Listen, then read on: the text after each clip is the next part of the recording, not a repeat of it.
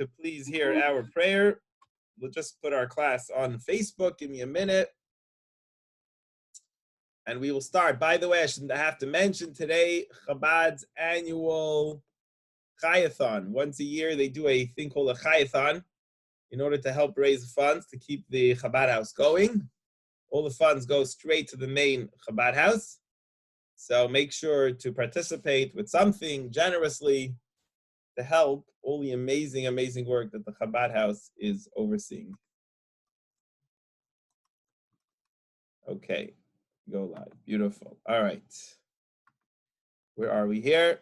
Okay, so this week's Parsha, we have a new Torah portion this week.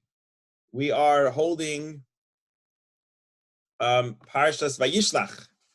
And we finished the story last week in the Chumash, where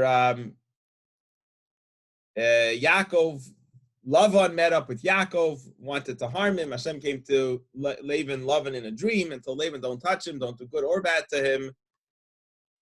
And Yaakov left Laban eventually. They slept over the night there on the mountain called Galeed. And they moved on. Yaakov now is traveling towards Israel. But also, I guess going there, he's heading towards Mount Seir and Edom. And that is where his brother, who wanted to kill him, remember, he originally ran away from home because of his brother Esav.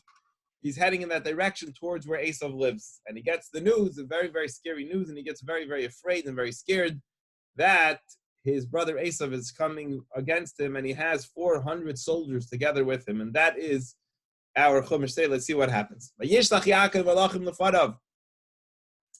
Yaakov sent messengers in front of him, El Esav Achiv, to his brother Esav, Arza Seir, to the land of Seir, stay Edom, the field of Edom. So again, as Yaakov is traveling back home to his father Yitzchak, where he lives, which is kind of southern Israel, southern central Israel, it's near the Jordan, and I believe, if I'm correct, the Edomites, Edom and Seir, this area where Esav's descendants will live, where Esav is currently living, is by the Jordan. And the Jordan is right near the Dead Sea, right next to where Yaakov is heading to his father Yitzchak. So he sends messages. He's very afraid of his brother Yaakov, Esav, because they left on very bad terms, and Esav wanted to kill him.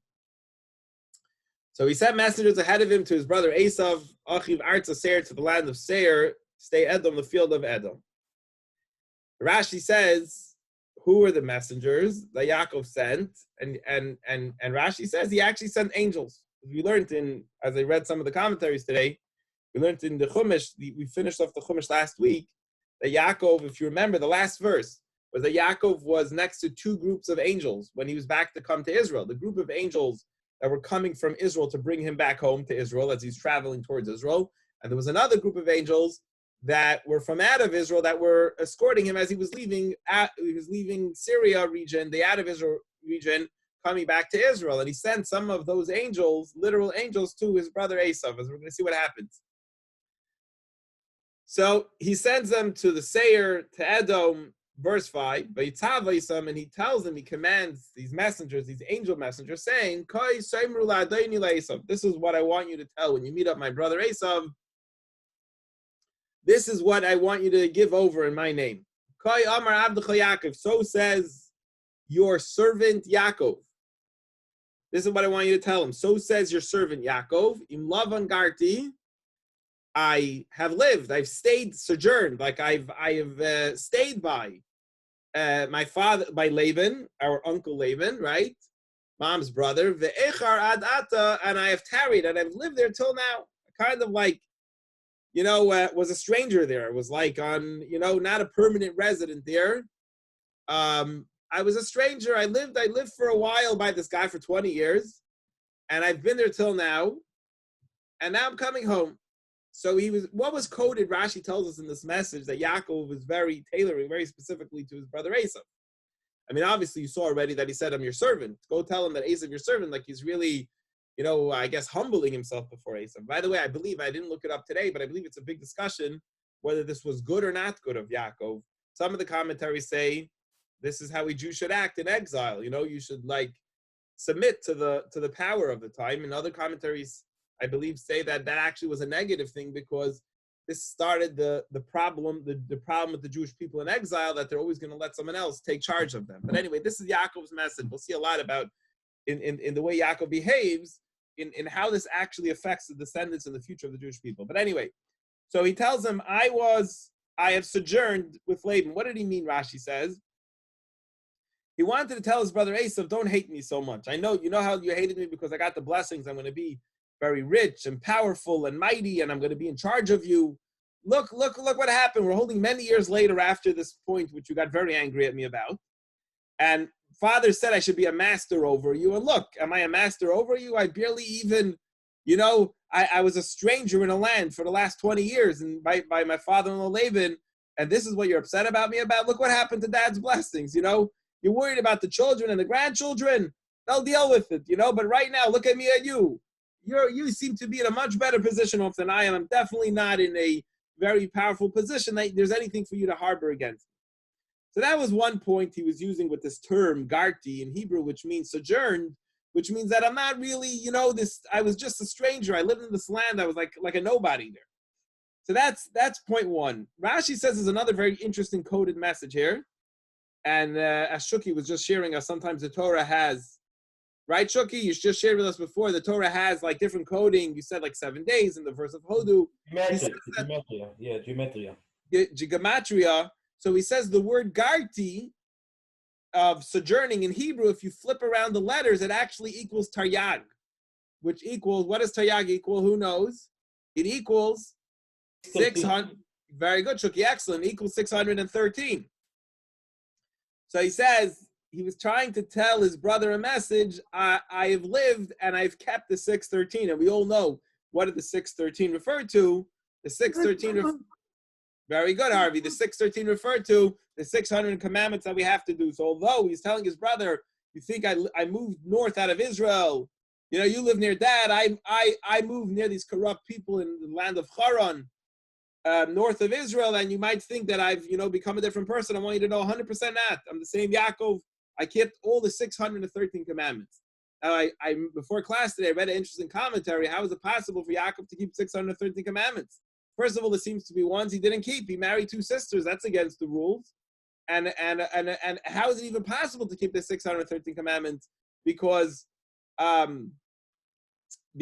lot of commandments are not possible. He didn't build a temple. You know what I mean? He's not a Kohen. How did he do that? It's impossible for one person, it seems, to do the 613 commandments. And basically, one of the commentaries answers that when you commit yourself to do whatever is up to you to do, it's as if you kept the 613. You tell God, whatever you want, I'm going to do. So you might have never had the opportunity because you're not a Kohen, so you can't do the Kohen mitzvahs, but as long as you're ready to do whatever God asks of you, it's like you did the 613 commandments. But actually, it's in today's Tanya, so we'll continue this discussion in short after we finish today's Chumash. So the bottom line is he tells Esav 2 things. I want you to know 2 things. He sends the angel messenger saying, number 1, don't be angry at me anymore. Look at me and you. Look who I am. I lived in this 20 years as a schlepper. I worked for the guy for 20 years, and look what I'm coming with. And I never mastered over you. And number 2, I'm still the same simple Yaakov who keeps the Torah mitzvahs. Verse number 6. Vayihili, and what did I have? I did, though, become very wealthy.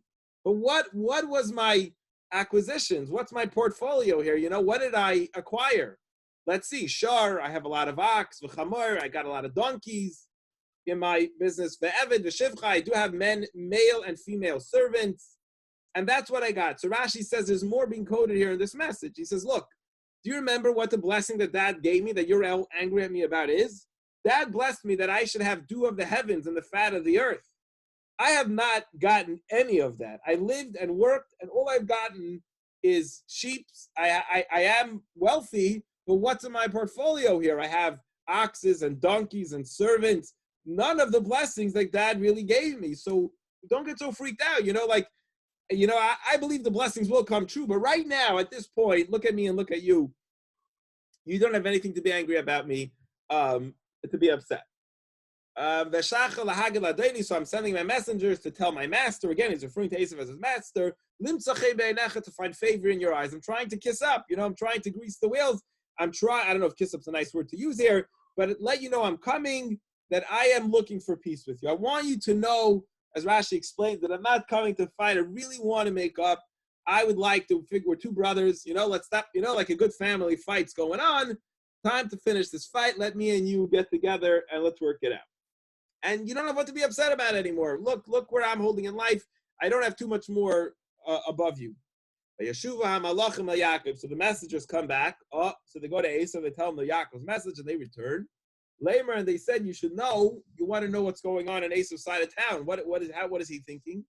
We went to that guy who you called your brother Esav, right? And you said, you told us he's your brother Esav. Go make peace with him. Go tell my brother I love him.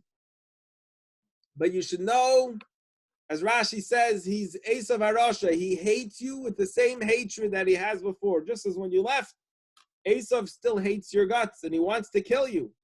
Now, not just is Esav coming, we have bigger news for you. He's coming. He's actually left, I guess, Seir, Mount Seir, this Edom area where he lived.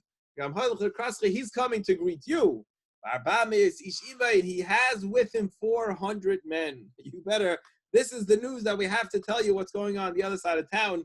This guy who you're letting him know this beautiful message is coming to with a major message for you. And Yaakov got very afraid. And it says about Yaakov, I don't know if it says about any other time the forefathers such a statement. And literally the words here, he didn't just become afraid. He got very afraid. And Rashi says, what was he afraid of? He's afraid he's going to kill him. He's afraid that Esav literally sees this guy coming with 400 soldiers in order to attack him, and he's afraid for his life. And Vayitzar Loya, and he became distressed. He became very distressed. And what was he distressed about? As Rashi says, maybe he'll kill others, right? He has this whole, it's not just your own life. There's one thing when you think somebody's going to kill you, God forbid, but what about your whole family and everybody that you're responsible for? So what does Yaakov do? And we're actually going to learn how a Jew behaves in such a situation, which you're literally being attacked and there's a major outnumber against you, and right, he's afraid for his life. What does Yaakov have? He has 12 children, 11 sons, 1 daughter we know of. He has 4 wives here. He has all his cattle and sheep, and this guy's coming with 400 armed, who knows, armed soldiers that are planning to do a job with him, and he's very afraid. So what does he do? He takes the whole group. He has a lot of also servants and maidservants and male servants, and he splits the camp into 2. He takes his group and he splits them into 2. And he takes, I don't know, Rashi will say soon, I think. Why does he split them into 2? Because he hopes that even if one group gets attacked, the other group could escape. So why have everybody in the same boat? Let's make a plan. So part of his plan was, we'll split the people up into 2 groups in order that, we should be able to save the other half of the group in case one group gets caught, the other group at least will survive. Why should everybody get killed? So he splits them into 2. He takes his sheep and his cattle and his donkeys, and he splits them, and I guess he also splits them into 2 camps. So he's trying to figure out a plan. He's trying to arrange what's the best strategy here to take care of the problem. But Yomer, and he says, if Esav attacks us, next verse 9, when he smites it, let the other group escape. Why should both of us get killed? Let the other group escape. So he takes everyone, he splits everything into 2 camps, and he's going to fight Esav and see where, if one group will get attacked, let the other one escape. Now Rashi says here that Yaakov did 3 things. We see here Yaakov ended up preparing for this encounter, this very dangerous encounter with Esav, for this war, with 3 ways. So he says, look, I'm going to, so we don't know how Esav's going to act. So if the first group will be attacked, the other group knows you were being attacked and you right away run away. So you'll see, I guess, the second group. We'll see what happens with the first group. And Rashi says he did 3 different things here to prepare for this war. Number 1, he gave him a lot of gifts. We're going to see soon. So in life, I guess there's a very strong message here. You try to get away with, pay him off. Give the guys, I guess, with this old idea of solving the problem is pay him. How much do you want? Or give him whatever gift you can. Try and solve the problem in that way. Number 2, we also, Rashi says, see that Yaakov prayed. when he says, you'll see soon, he says, God of my father, Avram and Yitzchak, he makes his whole prayer there. So we see in life, when you're in stress, you're supposed to talk to Hashem, talk to God and ask God to save you. And third of all, we see that by creating this scenario of two camps, we see he prepared for war. So he armed, must be some of the camp, and he prepared. He didn't just pray. Like when they say in Israel today, what do you need? You need everything. You try to, when they're attacking you, you try to pay them off. That doesn't work. And you also pray to Hashem, and also you prepare for war. You have the IDF. All three elements are important in order for success. So we see from our forefather Yaakov, that's the way a Jew prepares when there's a army that's attacking him. That's the way he gets ready for war. So Yaakov, when Yaakov says, and here we see Jacob's prayer. So first he gets ready for war. We see he splits the camps. Now we're talking about, let's see the prayer he says. Yaakov says, Elekei avi Avram, my father, the God of my father Abraham, Elekei avi Yitzchak, and God, father of Isaac, Hashem, God. And again he says God a third time. Here he says God's name, like God, he uses the term he used to talk to God. You told me, you told me to return, and I'll do good for you. Remember he had a dream, or he had a vision by Hashem at the end of the whole story with Laban. Remember when he realized his father-in-law's face was like very angry at him, he knew he had to leave, and God came to him and said, return, and I'll do good to you. And here Yaakov, remember, we just said before, is petrified. He's scared he's going to kill him and the rest of the people with him. So he prays to God, and he says, God, father of my father, God of my grandfather Abraham, God of my father Isaac, you told me to return, and I'll do good for you. Please, Hashem, take care of me. Look what he says in verse 11. He says, I become small from all the goodness you've done for me. That you did to your servant Jacob. I become small. You've done so much good for me. What has God done? And he describes in his prayer. Look, this is the right way to pray. Right? I came here penniless. I had the stick in my hand when I passed the Jordan River in order to go to my father-in-law Laban. Remember the story? Eliphaz, Esav's son, took all his money. He was a penniless guy, the penniless bachelor here. And Avata used to say, here I am. I have two camps. I have a huge family. I'm splitting them in two. I have this cattle and all these things. I went with nothing, and look what I've come back with. So Rashi says, why was Yaakov scared? He just mentioned in the beginning of his prayer that God had promised him twice that he will protect him. One, when he was heading towards Laban, God said, I promise you, your descendants will be big and I'll take care of you. And then in return, God said, it'll be peace for you. Things will be good. Right? He gave him all these blessings. And Jacob saying, I become small. And basically Rashi explains that Jacob felt humbled because God did so much for him. How does he know that God maybe fulfilled his part of the deal? God said, I'll take care of you. Done. He's already seems like God has really taken care of his end of the deal. And perhaps God's not going to save him now because he used up all his merit.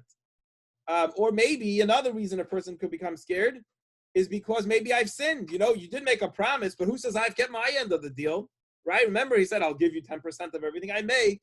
But who says I kept my end of the deal correctly, that I still deserve God's benevolence and to take care of me in this very dangerous situation that I'm in right now? It's a very fascinating Rashi, which we had a class in the beginning when Corona started. I gave an interesting class on a talk of the Rebbe about how somebody should have confidence in their success in life. In other words, not to be afraid. Is it good for a person to be afraid? Because why would a person be good for them to be afraid? Because maybe you've sinned. So when a person's in a very difficult situation, should a person be confident that it will turn out well? Because God will for sure do good to me. But how could I be confident? Maybe I've sinned and I don't deserve to be well. And there's a very interesting discussion, which I'm not going to get into now, among the commentaries here, analyzing Yaakov's perception, or Yaakov's prayer here, about being humbled and saying, maybe I don't deserve it. Maybe I deserve to be hurt because I've sinned and so on. But anyway, we see Yaakov's prayer is coming from a very humble place. You kept your word, God. I came penniless. I returned very wealthy. I had just a stick in my hand. I had no money. I had nothing. And here I am, much more than the staff in my hand. I have a lot of money, a big family, and everything else. God, I'm scared. I'm scared I'm going to get killed. I'm scared everyone else is going to get killed. How do I know I'm going to be saved? And here's the prayer, verse 12. Atzileni, please save me. Yad Achim, Yad Esav, from my brother, who's not acting like my brother. He's acting like a murderer. He wants to kill me. I'm afraid, I see from him, God, I'm afraid of him. Maybe he'll kill me and strike a mother with her children, or wipe out all my family that I have. I'm very, very weak. I'm not a big army here. Very, very little. My family is very small. And here I am with a few numbers of people being attacked by 400 soldiers. Hashem, I'm scared. Please protect me. Vata Marta, and you promised me. You promised me you're going to do good for me, and your promise to me. And you promised me that I'll make your children as much as the sand of the ocean, that they won't be able to be counted. So you made this promise to me, but here I am about to be wiped out. God, please take care of me. Now Rashi just explains this part of the prayer that Yaakov is saying. You told me you're going to take care of me in merit of my father, my grandfather, in the merit of these great holy people that I come from. You promised to take care of me. One of the problems Rashi has here is Yaakov is saying that he promised that he'll make his children as much as the sand of the ocean, and we don't find that to be true. Hashem never told that to him. He never told him that they'll be kafar ha'aretz, like the dirt of the land, like the dust of the earth. But we don't find that he said kechal hayam, like the ocean. But he did promise that to Abraham, and therefore Yaakov is considering, because he's the descendants of Abraham, that he'll be as much as the dust of the ocean, whatever each meaning is in the blessing that Hashem's giving them. But the bottom line is, he's telling Hashem, you promised me all these things, and I'm very scared what's going to happen. So Hashem, God, please protect me. And that is the end of today's fascinating Chumash. Any questions or comments on today's Chumash? Or are we good? We good? Everybody got it? Yeah, we have the Chumash down? Very good. I just want to share one message in Tanya. I'm not going to get into the whole Tanya, but one message on Tanya perhaps to share with you guys is that he addresses the parts that they're interesting. When you look at the Torah, you see there are a number of parts in Torah which seem to be very impractical, meaning that they'll never happen. They're good in theory, but they're not good in practicality, because they seem to be such far-fetched cases that they'll never happen, right? Certain mistakes that the Torah addresses, certain cases, scenarios, which seem to be very, like impractical. Why does the Torah have all these cases, or what are we supposed to make of these different cases with cases which seem irrelevant to real life?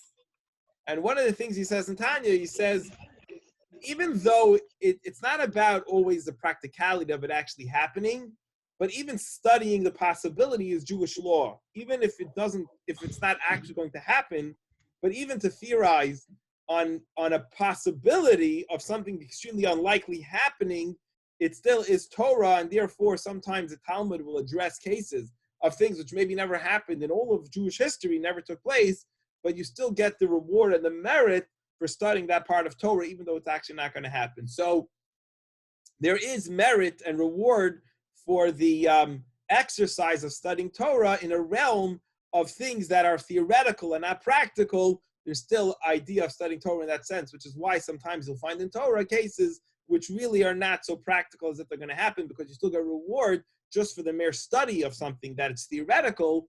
You still is a reward taking place for that kind of study. So we will find, therefore, in Torah at times ideas in Torah which are not really practical in the sense of that they'll actually happen. They're only practical in the sense of being theoretical, that it's in theory an idea, and it could be a whole discussion, should this be kosher or non-kosher, even though it's something that's never even going to happen, but you still get reward and merit for studying something that is theory of Torah, so it's not practical. And that is the end of today's Tanya. Any questions or comments?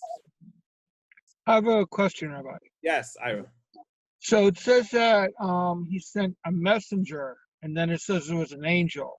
So Rashi, the Torah says they're messengers, and Rashi's commentary says that they were actually, what kind of messengers were they? They were actually angels. Okay, because the Torah always says that God sends angels, but it seems like humans are messengers. Like they never say humans could send an angel. Correct. Is that, you know what I'm saying? Yep. So Rashi, it's an interesting Rashi. Rashi says they were literally angels. He says messengers, but they were actually angels. If you remember, I mentioned at the beginning of the class that the last verse I'm just going to mute you, Ira, because a little bit of background noise while I answer. In the last verse, we were talking about how a bunch of angels came to greet Yaakov. The commentary said that those angels that came to greet Yaakov, I mean, I don't know if every person has those angels. They came to greet Yaakov, actually. He sent from those angels that came to greet him to deliver the message. But you're right, we don't really find in Torah that people have the power to serve angels. You know what? It's ringing a bell in my mind somewhere. I don't remember where I saw this. An interesting conversation. How a person has a power to send an angel, but maybe perhaps if you're on the level of a tzaddik, such a holy level, which you're on the level of an angel, or maybe more powerful than an angel, you'll have the ability at that point to send an angel. And it's an interesting point you're pointing out. Something in my mind I'm remembering a conversation, discussion of this type, exactly what you're bringing up. But I'm saying you're right, that perhaps you have to be on the level of Yaakov. At that level, they have the ability to send angels. We'll see soon that there's more sending angels going on here. We have the angel of Esav is going to attack Yaakov.